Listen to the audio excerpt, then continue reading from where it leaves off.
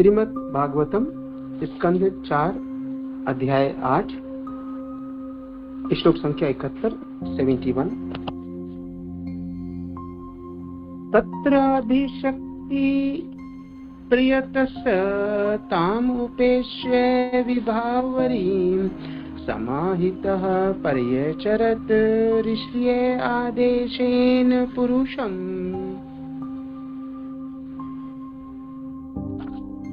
मैत्रेय मुनि बताते हैं कि ध्रुव महाराज ने मधुबन पहुंचकर यमुना नदी में स्नान किया और उस रात्रि को अत्यंत मनोयोग से उपवास किया। तत्पश्चात वे नारद मुनि द्वारा बताई गई विधि से भगवान की आराधना में मग्न हो गए। इधर तो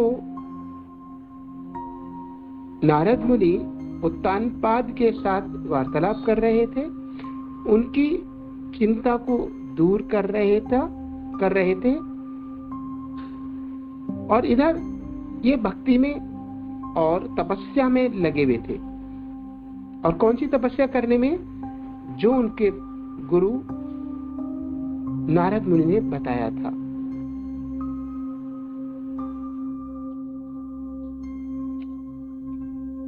इस प्रकार से क्या विधि बताई थी उन्होंने? हरे कृष्णा। हरे कृष्णा माता जी बताइए। ओम भगवते वासुदेवाय। हरे कृष्णा। दंडवत प्रणाम जी। धन्यवाद माता जी। पर कोई इसमें इम्प्रूव करना चाहता, कुछ छूट गया माता जी जल्दबाजी में? भगवते वासुदेवाय। ओम भगवते वासुदेवाय। और कोई? हरे कृष्णा प्रभु जी दंडवत प्रणाम। ओम नमो भगवते वासुदेवाय। हरे कृष्णा प्रभु जी दंडवत प्रणाम। धन्यवाद जिन्होंने नमो लगाया बीच में, उनका धन्यवाद। जिन्होंने प्रयास किया उनका भी धन्यवाद। हाँ जी। धन्यवाद। देखिए, जो प्रयास करता है वो भी धन्यवाद के पात्र है। ओम नमो भगवते वासुदेवाय, ये मंत्र बताया। देखिए, मंत्र क्या है? मंत्र मन के द्वारा मनन किए जाने वाले वो शब्द हैं जो कि गुरु द्वारा बताए जाते हैं और जिनका उद्देश्य, हम भौतिक मंत्रों की बात नहीं कह रहे, भगवान को प्राप्त करने वाले जो मंत्रों का उद्देश्य केवल भगवान को प्राप्त करना होता है। उस युग के अनुसार नारद मुनि ने मंत्र बताया, ओम नमो भगवते वासुदेवाय। और नारद मुनि यानी अपने गुरु के आदेशानुसार ध्रुव महाराज, जब 5 साल के बच्चे महाराज के तो लगता होगा आपको, पर उनको हमारे मुंह से महाराज ही निकलता है। तो ध्रुव जो बालक थे उन्होंने उसको कंठस्थ किया और उसी तरीके से जैसे उन्होंने विधि बताई थी तपस्या करने लगे, आराधना में मग्न हो गए। यहाँ पर मैत्रेय मुनि बता रहे हैं गुरु पर अगाध श्रद्धा। पहला गुरु सुरुचि, उन्होंने बोला, गुरु तो नहीं थी, वो द्रोही गुरु थी, पर जो उन्होंने बोला उन्हें विश्वास हुआ, भाई बात तो सही कह रही है, कोई ना कोई तो देने वाला होगा। सुनीति माता ने बताया, भगवान के पास जाओ, भगवान तुम्हें देंगे। और भगवान कहाँ मिलेंगे? वन में मिलेंगे। दृढ़ विश्वास से वन में आ गए तो भगवान तो नहीं मिले, पर भगवान के दूत और भगवान के भक्त नारद मुनि मिले। और नारद मुनि पर एकदम से विश्वास नहीं किया, और नारद मुनि ने भी उनको पहले चेक किया, टेस्ट किया कि भाई ये भक्ति के योग्य है या नहीं। और जब दोनों ने एक दूसरे को खरा उतर गए एक दूसरे की दृष्टि में, तो उन्होंने, नारद मुनि ने ध्रुव को बताया कैसे भगवान प्राप्त हो सकते हैं।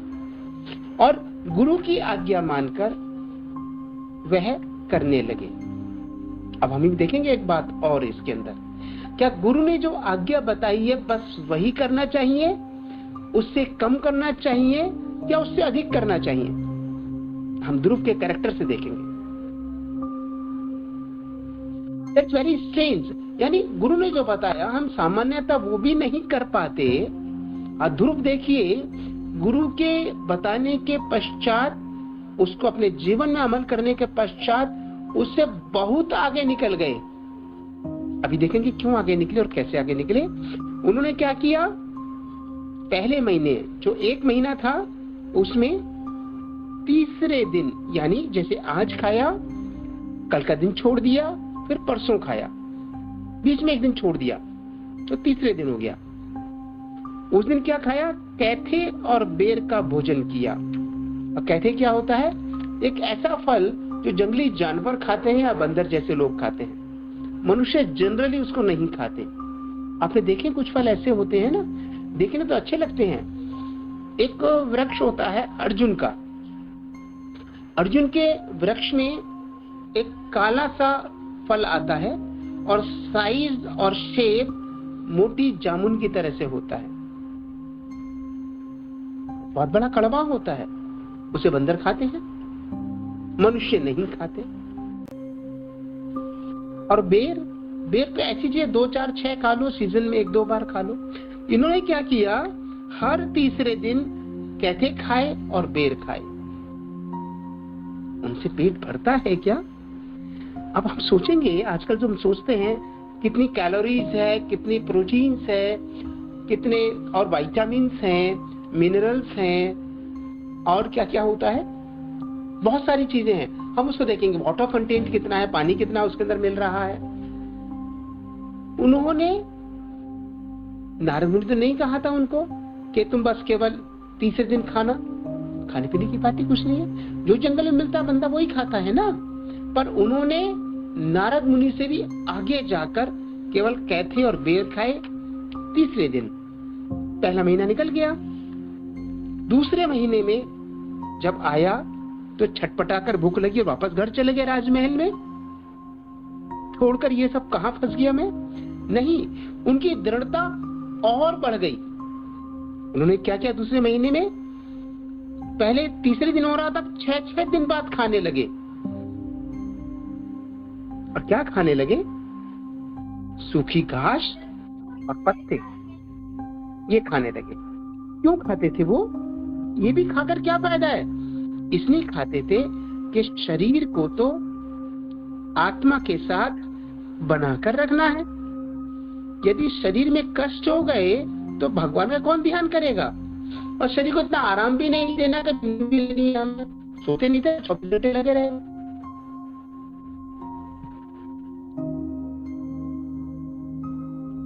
तीसरे महीने में 9वें दिन, 9th डे में, जैसे पहली तारीख को खाया, 9वें दिन खाया, फिर 18वें दिन, 27वें दिन, महीने में 4 बार, 4 सप्ताह होते ना, उससे 4 बार में खा लिया। 1 तारीख, 9 तारीख, 18 और 27। क्या खाया उन 9वें दिन में? कुछ नहीं खाया, हवा खाई और पानी पिया। लिख रहे हैं यहाँ पर, पुण्य श्लोक भगवान की पूजा करते रहे पूर्ण रूप से समाधि में। बीच में नाम लेते लेते गला सूख जाता है तो पानी भी पी लिया उन्होंने। और इसके पश्चात जो चौथा महीना आया, अपने हृदय की गति को रोककर सुनिए, जिनको नहीं पता है, वो प्राणायाम में इतने पटु हो गए, यानी सांस को रोकने चलाने में इतने पटु हो गए कि वो 12 दिन में एक बार सांस ले रहे थे। गहरा सांस लिया, बहुत गहरा सांस लिया, और वो सांस जो अंदर ऑक्सीजन लेके गया, उससे 12 दिन तक काम चलाया उन्होंने। और अपने स्थान पर स्थिर होकर ऐसा ही करने लगे। और 5वें महीने में श्वास को इतना नियंत्रित कर लिया उन्होंने, शरीर को इतना नियंत्रित कर लिया कि अब वो एक पांव पर खड़े हो जाते हैं। एक आसन होता है योगासन में, वृक्ष आसन, उसमें एक पैर को मोड़कर उसकी तलवे को जंघा के पास रख लेते हैं। जो ज्वाइंट होता है ना, दोनों टांगों के जंघा के बीच में, तो एक को मोड़ा, दूसरी जगह के पास रख लिया, बिल्कुल ऊपर में ले जाकर, और उस पर ही खड़े रहे।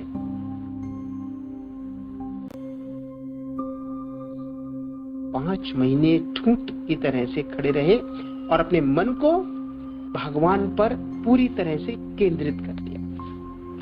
हम 5 महीने की बात करेंगे आज केवल।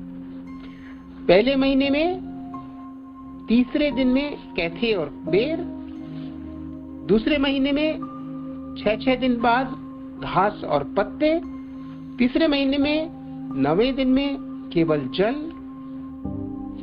चौथे महीने में जल भी त्याग दिया, केवल हवा को अंदर लेते थे, 12 दिन बाद बाहर निकालते थे, फिर हवा अंदर ले ली, और 5वें महीने में श्वास को ऐसा रोक लिया कि एक बार जितनी ऑक्सीजन पी ली हमने, बस उस पर ही काम चला रहे हैं, दोबारा सांस भी नहीं ले रहे। कहते हैं कि कठिनाई की कोई सीमा नहीं, कठोर तप की कोई सीमा नहीं, असीम क्षमता के साथ, दृढ़ता के साथ लगे रहे। असंभव लगता है ना? हाँ, बिल्कुल लगता है। क्यों? जब आप लोग पहली बार भक्ति में आए थे, किसी ने कहा था ये 16 शब्दों का श्लोक याद कर लो, यानी मंत्र याद कर लो, हरे कृष्ण कृष्ण कृष्ण हरे हरे, हरे राम राम राम हरे हरे। सच्चाई की बात यह है, ये इस क्रम में याद रहना ही कठिन हो रहा था। ये लोग कैसे करते हैं पता नहीं। कठिन था, असंभव नहीं था, पर कठिन था। फिर ये कहना ऐसे ऐसे 108 बार बोलोगे तो माना जाएगा एक माला हुई, तो बड़ा कठिन है भाई, 8, 10, 12 मिनट लग जाते हैं। चलो आप कह रहे हैं तो कर लेते हैं। इतना ही नहीं, एक माले से काम नहीं चलेगा, बढ़ाओ। अच्छा 16 तक लेके जाना है। क्या पागलों की तरह से एक ही बात कहते रहे, हरे कृष्णा कृष्णा कृष्ण हरे हरे, हरे राम राम राम हरे हरे। 108 बार करें और 108 करके 16 मालाएं। नहीं, अपना धंधा आप संभालो, मेरे बस की नहीं होगा, मुझसे नहीं होगा, ये बिजनेस आप करो। कठिन और असंभव लगता है ना प्रारंभ में। और अब आप में से अनेक भक्त हैं जो 16 मालाएं, कम से कम 16 मालाएं, 18, 20, 24 और 36 वाले भी हैं यहाँ पर, कम से कम 16 मालाएं प्रतिदिन करते हैं। उनको अब लगता है कठिन काम है क्या ये? जो 16 मालाएं करते हो, कहेंगे क्या कोई कि उन्हें कठिन लगता है ऐसा करना? हरे कृष्ण प्रभु जी, दंडवत प्रणाम प्रभु जी। जी माता जी, अगर कठिन लगता है तो बताइए। बिल्कुल भी कठिन नहीं लगता प्रभु जी, बहुत अच्छा लगता है और दिनों दिन उत्साह बढ़ता जाता है प्रभु जी। 16 माला होने के पश्चात भी ऐसा लगता है कि टाइम मिले और माला कर लें प्रभु जी। हरे कृष्णा, दंडवत प्रणाम। हरे कृष्णा। तो जो 16 करते हैं किसी, हाँ जी माता जी, हरे कृष्णा, किसी को कठिन लगता है तो बताइए। नहीं प्रभु जी, कठिन नहीं लगता, संजीवनी बूटी है वो। हरि बोल। जैसे ध्रुव जी पूरा गहरा सांस लेकर खड़े हो गए कि आप पूरे महीने सांस नहीं लूंगा, संजीवनी बूटी मिल गई। हमने यदि 16 मालाएं प्रातः काल कर ली तो अगले 22 घंटे, क्योंकि अगले बार फिर 2 घंटे करेंगे ना अगले दिन सुबह उठकर, तो अगले 22 घंटे जैसे माता जी ने बताया, संजीवनी बूटी है ये, तो संजीवनी बूटी की तरह से काम करती है। पूरे दिन उत्साह बना रहता है, और कितने भी हम भौतिक संपर्कों में, संसर्गों में और संगति में रहते हैं, पर हमारे अंदर रुकावट आ जाती है। कई बार भड़क जाते हैं, हम गुस्सा हो जाते हैं, ईर्ष्यालु हो जाते हैं, लालची हो जाते हैं, लोभी हो जाते हैं, स्वाद में फंस जाते हैं, परंतु तुरंत वापस आ जाते हैं, भाई कहाँ फंस गया, मैं तो ऐसा नहीं हूं भाई। हमें याद दिला देता है। कठिन तो अवश्य है, इसमें कोई संदेह नहीं है। उनके लिए जिन्होंने करके नहीं देखा, उनके लिए जिन्होंने इसे करके उस आनंद का पान नहीं किया। कोई भी चीज बहुत स्वादिष्ट हो और पहली बार खाए हो तो बार बार खाने का मन करता है ना। ये बहुत स्वादिष्ट है, ये बहुत ही स्वादिष्ट है। 1, 2, 4, 6 मालाएं करने वालों को स्वाद मिल रहा है, पूर्ण स्वाद नहीं मिल रहा। 16 मालाएं करने का स्वाद। और गुरु क्या बताते हैं? भगवान का नाम लो, इस तरीके से नाम लो, इतनी बार नाम लो, और 4 नियमों का पालन करो। भाई 4 नियम पालन करके क्या गुरु की तिजोरी भरने वाली है, या मेरी आपकी तिजोरी भरने वाली है? और कौन से नियम है वो? हमारे आपके जीवन को शुद्ध बनाने वाले नियम है। कोई भी नशा नहीं करना। इसमें किसका लाभ है? सबसे पहले मेरा अपना लाभ है, उसके बाद मेरे परिवार का लाभ है, मेरे संबंधियों का लाभ है, मेरे समाज का लाभ है, जो मेरे संपर्क में आता है उसका लाभ है। क्योंकि यदि मैं शराब पीऊंगा, नशा करूंगा, सिगरेट पीऊंगा, उन सबको कठिनाई होगी। कोई व्यक्ति सिगरेट पीता है तो उसके पैसिव स्मोकर, यानी जो दूसरे लोग जिनके नाक में धुआं जा रहा है इनवॉलेंटरीली, मतलब बिना चाहत के, वो भी बीमार हो जाते हैं। उनको भी कैंसर हो सकता है, उनके भी लंग्स खराब हो सकते हैं, फेफड़े। इसी प्रकार से नॉन वेज खाना, ये साइंटिफिकली ट्रुथ है कि हमारा शरीर, हमारे पेट की आंतें ये नॉन वेज खाने के लिए नहीं बनी है। परंतु जिन स्थानों पर वेजिटेरियन चीजें नहीं मिलती हैं, वहां पर आप खा लीजिए, जबरदस्ती है।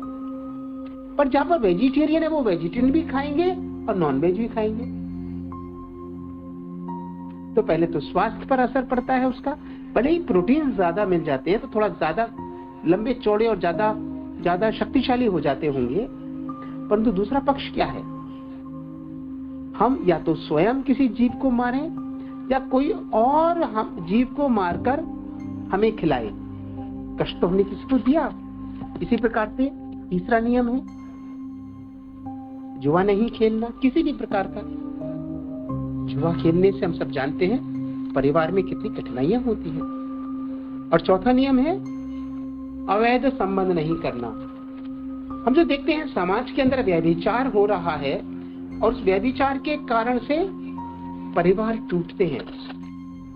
पति का पत्नी पे विश्वास नहीं, पत्नी का पति पे विश्वास नहीं, या तो तलाक ले लेते हैं, डाइवोर्स लेते हैं, या सेपरेशन ले लेते हैं, अलग रहते हैं, या एक दूसरे को शारीरिक हानि पहुंचाते हैं, मार तक देते हैं। तो बस गुरु ने बताया 4 नियम करो, 16 मालाएं करो, भगवान के बारे में सुनो, भगवान के बारे में पढ़ो और दूसरों को पढ़ाओ, सुनाओ, आनंद लो और आनंद दो। तो इस वाले श्लोक से हमें समझ में आ रहे हैं जो हमने आज किए कि हम गुरु की आज्ञा मानकर भगवान की भक्ति में लग जाना चाहिए। हमें कठिनाई तो अवश्य है पर ध्रुव जैसी नहीं है, बहुत आसान है। जितना आनंद है उसकी तुलना में कठिनाई नगण्य है, कुछ भी नहीं है। हरे कृष्णा।